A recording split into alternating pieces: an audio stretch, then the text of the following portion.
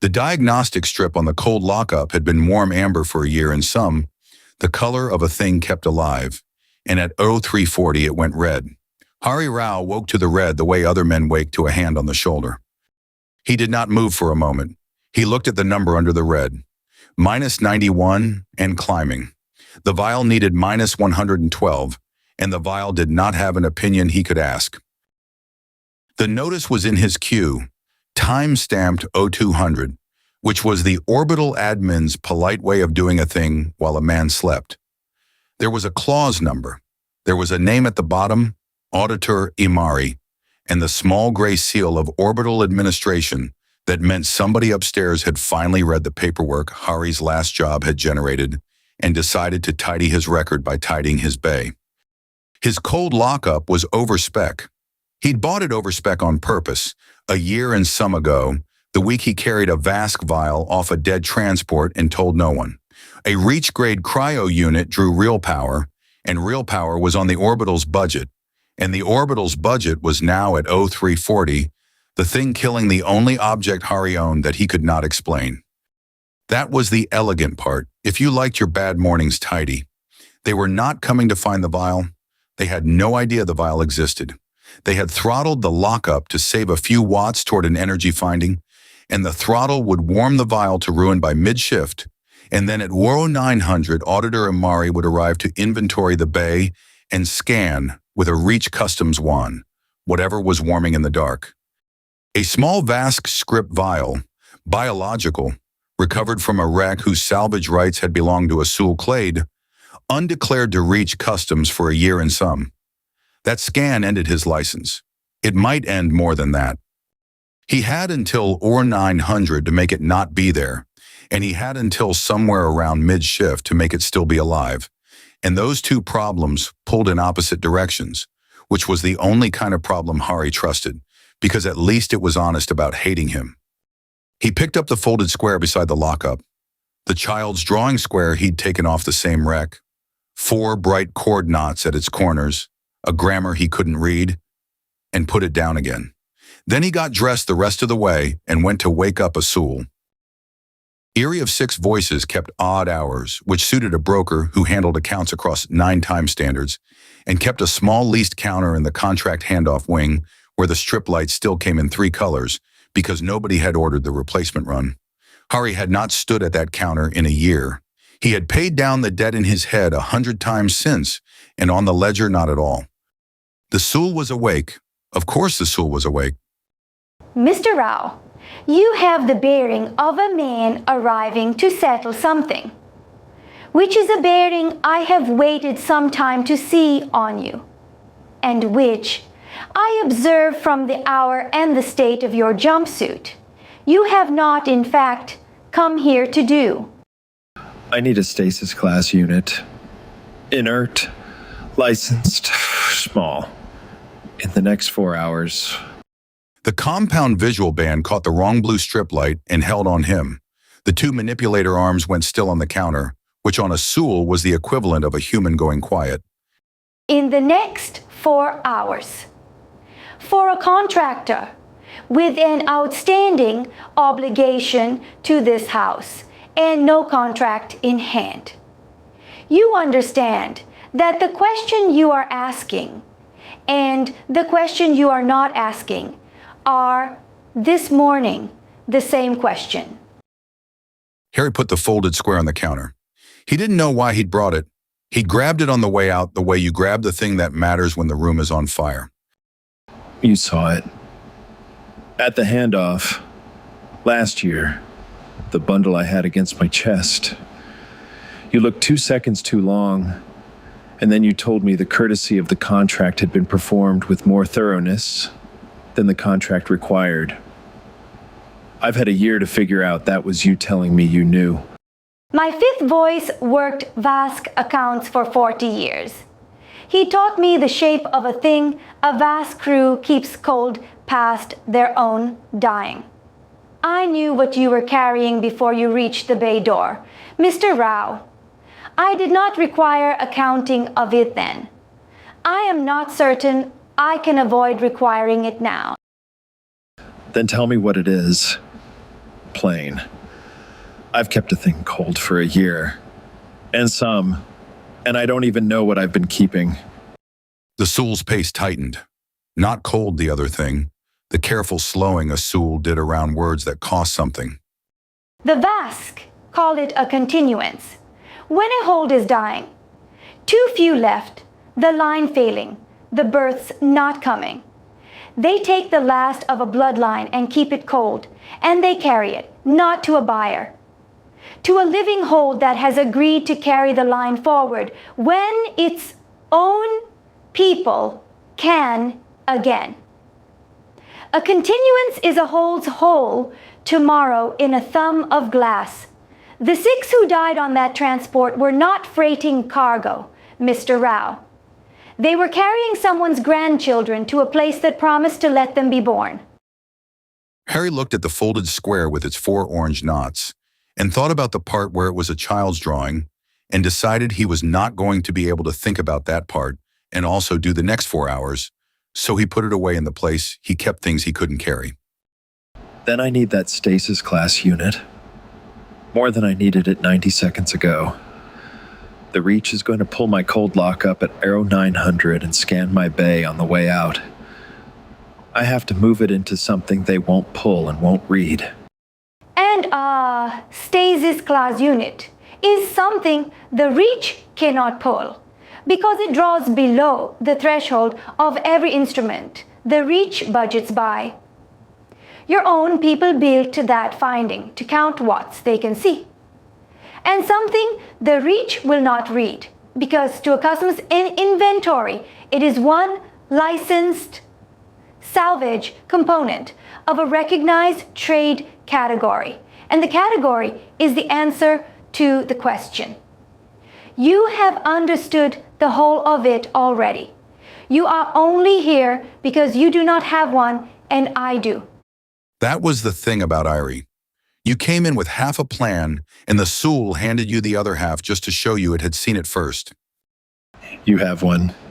I have 3 in a bonded lot, inert and licensed, waiting on a buyer who is 2 sectors away and in no hurry. I can release one to you. The difficulty, Mr. Rao, is not the unit. The difficulty is the ledger. The warmth went out of the room a degree, the way it did when a Suul reached a clause that mattered. If I sell you a stasis-class unit this morning, that sale is a record. The lot's count changes. The buyer 2 sectors away is owed an accounting. The transaction enters the clade memory the way every transaction I have ever made enters it, and is carried and is remembered. And a contractor with an undeclared Vask continuance, who acquired a stasis-class unit from this house, on the exact morning the Reach came to pull his cold lockup.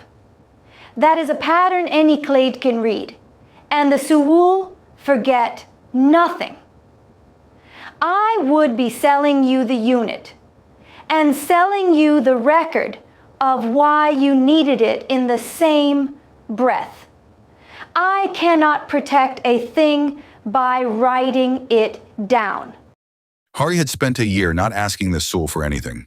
He heard the shape of what Iri was circling and did not quite let himself believe it, because believing it cost him something he hadn't budgeted. You're saying you can't sell it to me. I am saying I will not.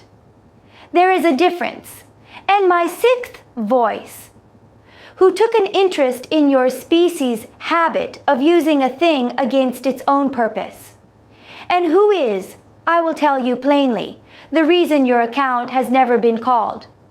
My 6th voice finds the difference interesting this morning. The Suul drew the lot's manifest up on the counterpane, and Hari watched a number change. The bonded lot read 3 units. Iri's manipulator arm moved, unhurried, and the lot read 2, and there was no third line anywhere recording where the missing unit had gone. No sale, no transfer, no buyer. A stasis-class unit had simply ceased on the only record that governed it to ever have existed. For a Suul, that was not bookkeeping. That was cutting out a piece of your own afterlife and handing it across a counter. Iri, the Suul don't do that. You told me once the memory is the afterlife. You just made a piece of it not exist. I made a unit not exist. What you do with a unit that does not exist is not a transaction. And what is not a transaction is not remembered. And what is not remembered cannot be read by a clade looking for a pattern in your bay at 0900. You asked me for cold and quiet, Mr. Rao. The cold is in the unit. The quiet is the part I am giving you that the contract does not cover.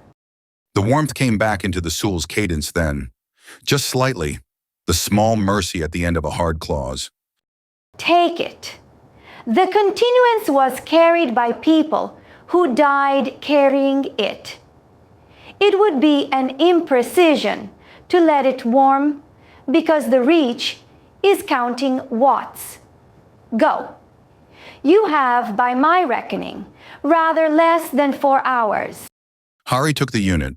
It was heavier than it looked, the way inherited gear always was, as if the makers had built weight into everything they touched as a tax on borrowing it. Kiawarm. Back in his quarters, the lockup read -73. Climbing slow, but climbing, and slow was not the same as stopped. He set the stasis-class unit on the bench beside the dying reach lockup and opened its housing. And there it was, the inner cradle, small, unornamented, sized for exactly 1 thumb of glass. He sat with that for a second longer than the 4 hours allowed. The unit had been built by people gone before any species now alive had a word for them, and they had sized this cradle for a vial, and the Vask had used theirs to carry grandchildren, and the Suul sold them empty as cold boxes, and not one of those 3 understood the other 2. Everyone in the galaxy was using everyone else's tools to do a thing the makers never imagined. He was just the only one dumb enough to be doing it before breakfast. Then he stopped admiring the problem and started working it, because the problem had a clock and admiration did not. The trouble was the gap. The reach lockup held the vial at -73 and falling apart. The stasis unit's cradle, once he woke the unit, would pull down to -112 and hold it there for years on a draw nobody could see. But a stasis-class unit did not wake instantly. It came up to temperature on its own opaque schedule. Minutes, not seconds. And in the minutes between lifting the vial out of the cold lockup and the stasis cradle reaching cold, the continuance would sit at quarters. Temperature 20 degrees and 20 degrees for 4 minutes was the same as a knife. He needed a bridge. Cold he could carry by hand for 4 minutes. He'd built one of these before, on the worst flight of his life, in a wrecked Vask hull with this same vial against his chest. He pulled a reach hull breach vacuum patch out of his kit, the 2-layer kind, outer skin and an inner pocket of inert foam, 10-second activator set, every salvage crew's cheapest friend. He cracked the activator and let the foam bloom into a worn ration tin, then packed the bloom around the dying lockup's cold plate to steal what cold the failing unit had left before it lost it for good. Foam was a fine insulator. Foam did not care whose cold it kept. He worked fast and he worked quiet. The magnetic skull cap pushed up off his forehead, the way he worked when the work was the only thing in the room. The lockup read -70, -68. He had maybe one good transfer in the cold the foam could hold, and no second try because the reach lockup was past saving, and the foam would warm in minutes, and there was exactly 1 thumb of glass in the universe that mattered, and it had no backup. He woke the stasis-class unit first because the bridge was only worth building if the far side was getting cold. He fed it off his bench bus and watched the diagnostic strip come up. Not pale green yet, the unit deciding in its own time whether to be alive. There was no honest way to hurry it. The makers had not built a hurry into it. He thought, not for the first time, that the people who made the inheritance had never once been in a rush, and that this was either the most reassuring or the most terrifying fact about them, and he had never been able to decide which. The strip went green, faint, then steady. The unit was pulling its cradle down toward cold on a draw his bench meter could barely find. -40 inside the housing, minus 60, coming. Now the bad part. Now the part with no second try. There was a knock at the hatch. Not the auditor, too early, and an auditor didn't knock, an auditor announced. This was the flat double rap of a bay crew kid, and a voice through the hatch saying the admin had moved the pull forward, that Amari was working the block top to bottom and was 3/4 down the spiral, that Hari might want to be decent because they were coming in 20 minutes, not 90. Hari looked at the stasis strip, minus 70 inside the housing. Not cold enough. Not yet at the 112 the continuance needed, not even close, and 20 minutes was not enough time for the unit to finish coming down on its own unhurried schedule. Yeah, 20 minutes. Tell Imari I'm decent and grateful, and I'll have the bay clear. He was lying about 2 of those 3. The unit needed to be at temperature before he moved the vial, or the bridge wasn't a bridge, it was just a slightly slower knife, and the unit would not be at temperature in 20 minutes, and he could not make the makers hurry. So he stopped trying to make the makers hurry and started thinking about what the makers had actually built. The stasis unit didn't make cold. He'd known that for a year without ever once thinking about what it meant. It didn't run a coolant cycle, didn't pump heat out a radiator, didn't do any of the things a reach lockup did to drag a temperature down. It just, whatever the makers built into it, the cold was already there, waiting, and the unit's only job was to keep the rest of the universe from leaking in. It wasn't a refrigerator. It was a sealed pocket of the maker's own kept cold, and the slow part, the minutes of coming down, wasn't the unit making cold. It was the unit's seal equalizing with the warm air he'd let into the cradle when he opened the housing. He'd opened the housing and let his quarters in. That was why it was slow. He was making it fight the room. So he stopped giving it the room to fight. He took the Bloom foam, his bridge, his 1 carry of borrowed cold, and instead of carrying the vial the cradle, he packed the foam, sealing the maker's cold pocket off from his quarters' warm air with the cheapest insulator the Reach sold. He gave the unit nothing to fight, and the strip went from minus 70 to minus 90 to minus 104 in the time it took him to swear once, quietly, with real feeling. The makers had built the cradle. The Vask had filled it with tomorrow. The Suul had sold it empty, and a Reach hull patch, 10-second foam, activator set, 4 units off the bench stock shelf, was the thing that finally let it do its job, because Hari had stopped asking the inheritance to be fast and started asking it only to be left alone. Minus 112, steady. He lifted the vial out of the dead Reach lockup with 2 fingers and the held breath of a man diffusing the only ordnance he cared about, and he set it into the inner cradle where its kind had ridden before any of this, and he sealed the housing. The diagnostic strip held green. The draw on his bench meter dropped to a number, the meter rounded down to nothing. To anything the Reach could measure, there was now nothing in the bay but 1 licensed salvage component, drawing no power worth counting, of a category the customs catalog had a clean line for. Then he pulled the dead Reach lockup off the bench, set it by the hatch with the other over-spec units the block was surrendering, and had just gotten the foam wrapper into the recycler when the hatch chimed and Auditor Amari let herself in. Amari was administrative tier, pressed, the kind of Reach that had never once cut a hull and was not embarrassed about it. She read the bay off her slate without looking up. 2 over-spec cold units surrendered, logged. She glanced at the stack by the hatch, at Hari, at the bench. You're the contractor with the interesting record. The 15-year gap, the discharged lien nobody filed a contract for. Reads like a man who does things slightly outside the lines and writes them up afterward so we can't pretend we didn't see. That's the whole genre, yeah. She walked the bench. She had the customs wand off her hip without making a thing of it, and she ran it over the surrendered lockups. And then she stopped at the stasis-class unit, and Hari's whole life narrowed to the width of a diagnostic strip. And this? Stasis-class inheritance component. Licensed to salvage. Recognized category. Holding it for a sale that's 2 sectors away and in no hurry. Draws under your threshold. That's why it's not on your energy finding. It's the boring kind of thing I do between the interesting kind. The wand read what it read. One licensed salvage component, recognized category, inert by every measure the Reach owned. Imari looked at the readout, and then... Hari would think about this later, in the quiet. She looked at, a half-second longer than the wand required, the way the broker had looked at the bundle a year ago. Inheritance components aren't on my finding. I count watts I can see. She holstered the wand.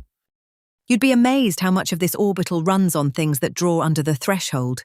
Whole second economy down there nobody's budget can find. I would not be amazed, actually. That's most of what I do for a living.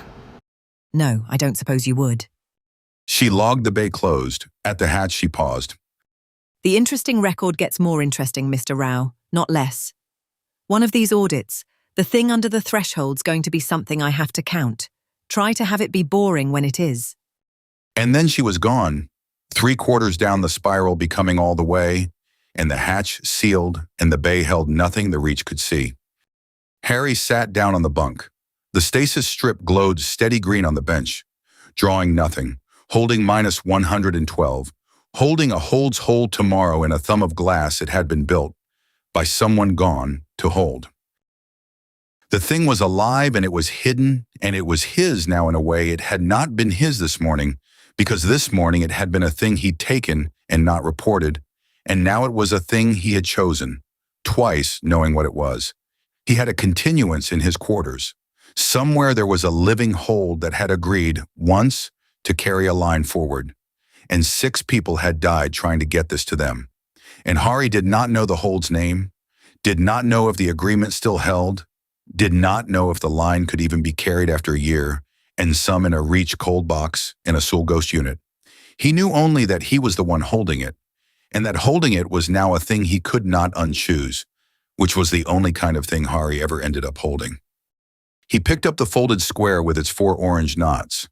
A child had drawn something, and a parent had transcribed it into chord, and somewhere in that grammar he couldn't read might be the name of the hold that was waiting. Might be. He'd need a Vask to read it. He knew distantly that there were Vask who'd let him ask now, that his name was not a stranger's name among certain keels. That was a different episode and a longer flight. For now he had the boring kind of thing he did between the interesting kind, a licensed salvage component, drawing nothing, on a bench in a bay the Reach had counted and closed.